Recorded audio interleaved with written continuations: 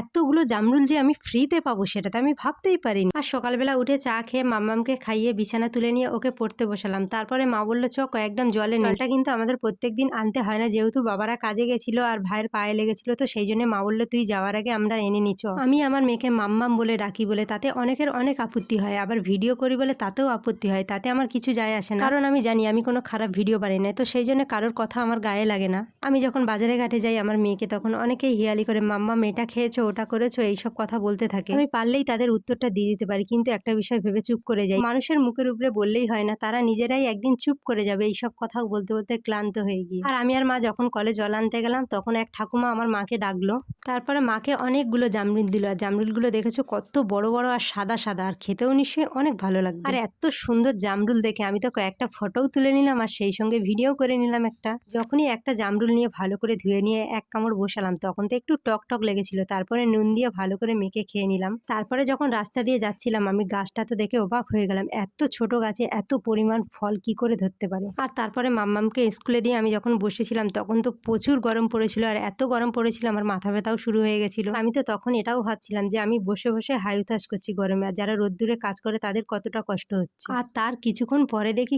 কালো মেঘে আকাশটা ঢেকে নিয়েছে আর কত সুন্দর হাওয়া বইছে, মানে একটু ঝোড়ো হাওয়া মতো। আর এইরকমটা প্রায় মাঝে মধ্যে হয়, বৃষ্টি না হয়েই কেটে যায়। তো সেটাই ভেবেছিলাম যে এবারেও বৃষ্টি হবে না হয়তো। আমি তো চাই না যে বৃষ্টি হোক, কারণ এই বৃষ্টির কারণে কত চাষির কত ক্ষতি হয়ে যাচ্ছে, আর আমরা যেটা চাইবো সেটাই হবে তেমনটা তো নয়। তো যাই হোক, তার কিছুক্ষণ পরে দেখো প্রবল বেগে বৃষ্টি হওয়া আরম্ভ হয়ে গেছে, আর খুব জোরেই বৃষ্টি হচ্ছিল, তাতেই দেখো কত জল জমে গেছে।